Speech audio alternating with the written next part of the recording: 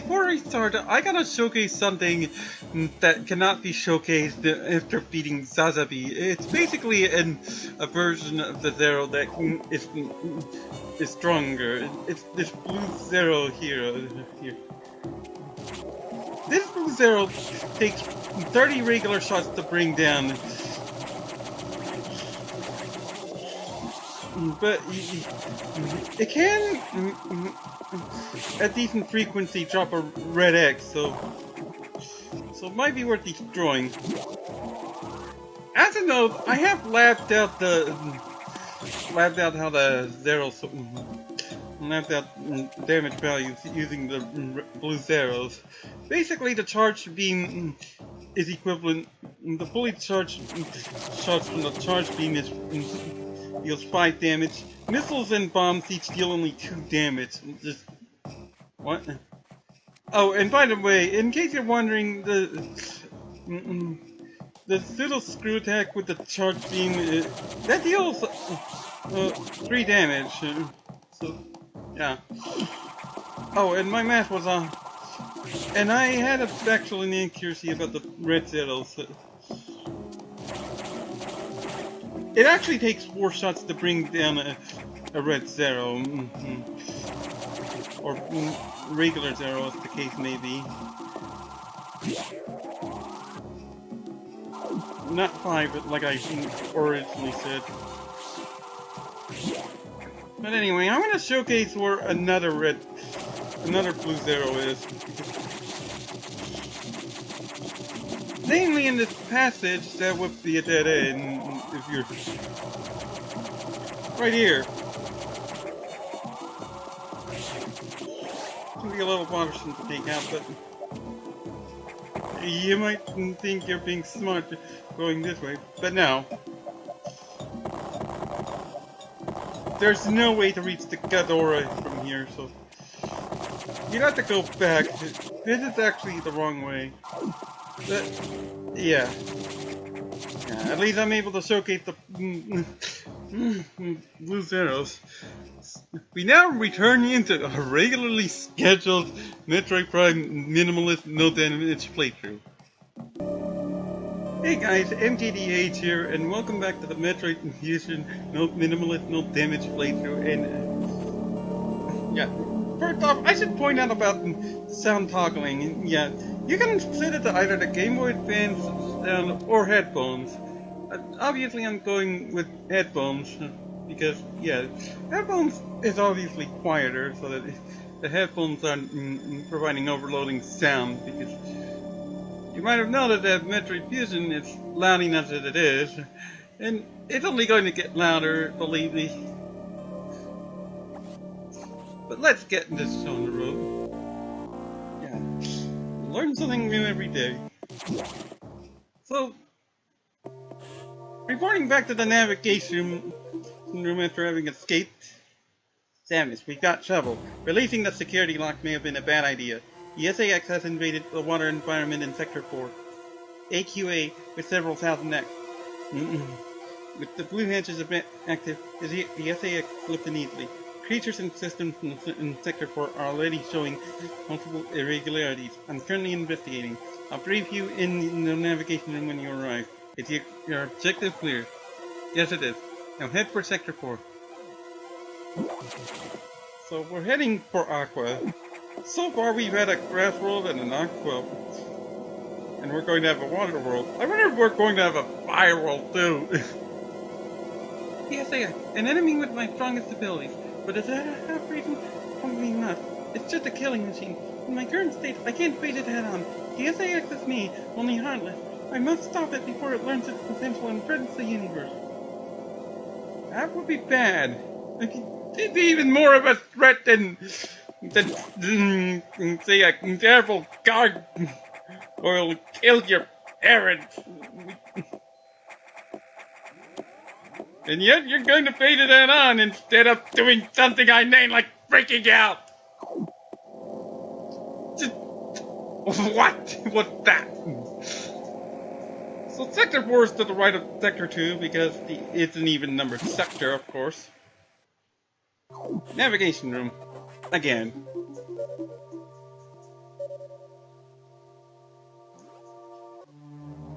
This sector has taken more damage than expected.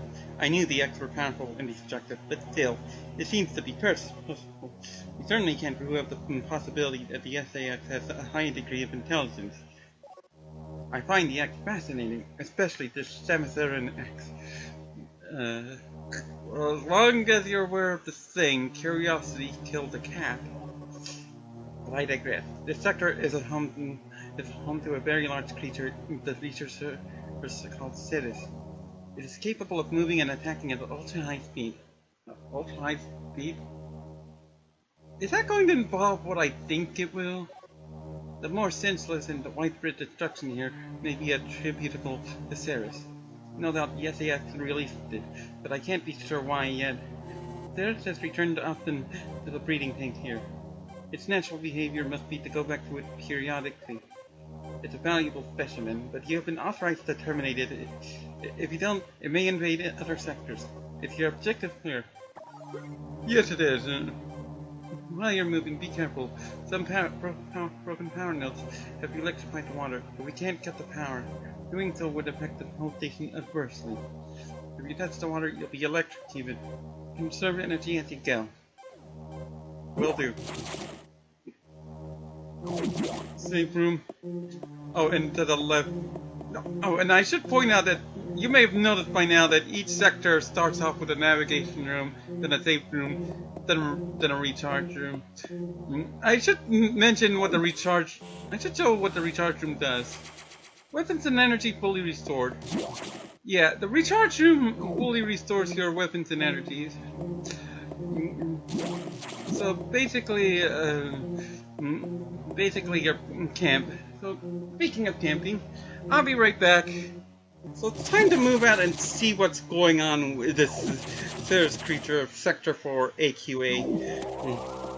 There won't be any new enemy types to worry about aside from one we won't be actively engaging with. It's just a boss and some familiar enemy types in more inconveniencing positions, such as Scissors and better sniping positions. Thankfully, the background's willing to help us out, and the chains indicate where it's safe to drop on the dry boxes instead of electrified water.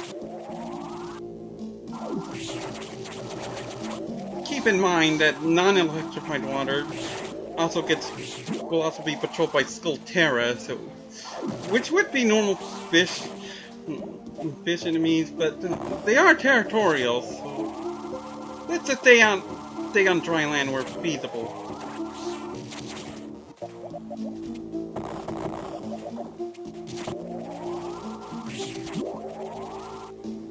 We need to head up from here.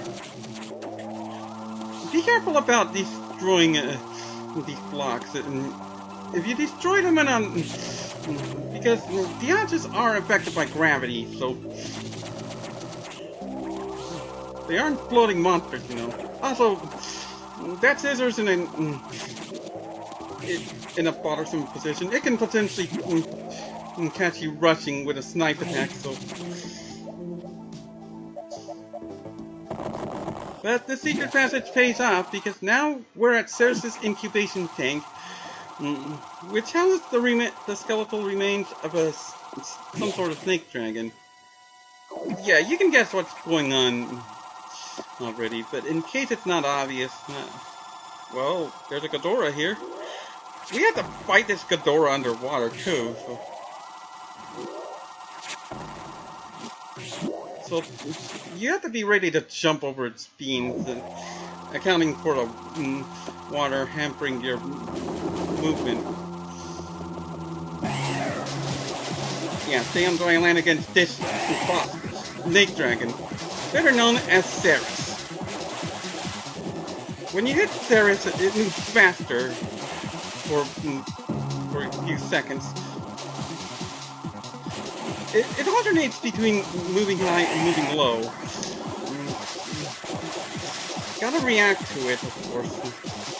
I want to say this is the safest location for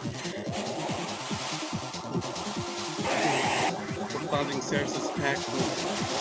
Particularly when he moves side consecutively. If he alternates between moving high and low, otherwise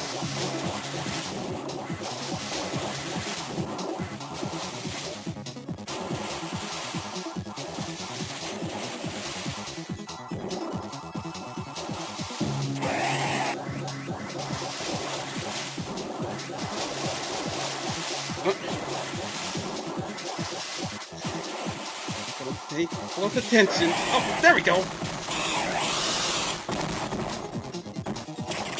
Here's the Corex.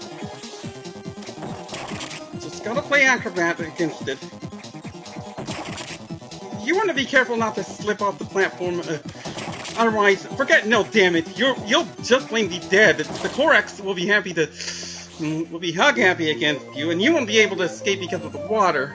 But we recovered the speed booster power. Run until speed boost begins. But we're not out of the woods yet. Oh no, I wish we were.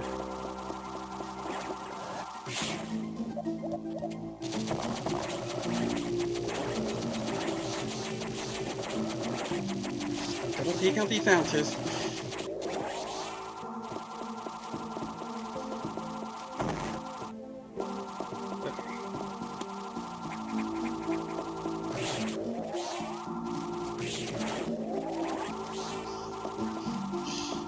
Gotta move back. And we're back in this room. We gotta move right to the left again. Through the scissors.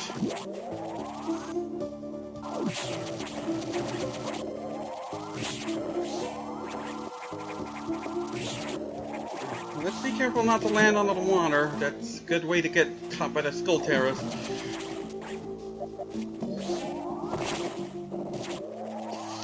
Okay.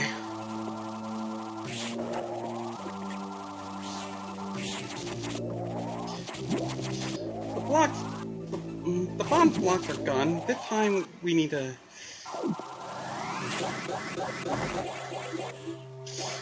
Here, speed boosts are way here. Water level lower. Thanks to the pump control.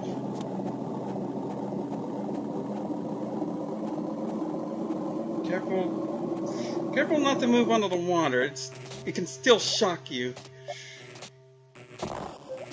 Okay. Made that precision jump. Be careful about touching the wires. They can still shock you if you get close. I swear there's something up with our hitboxes. No point going down, but we do need another way down.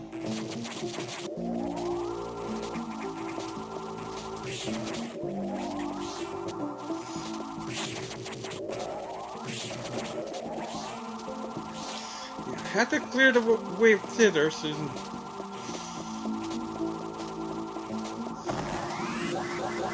Okay, we're going to get out of here.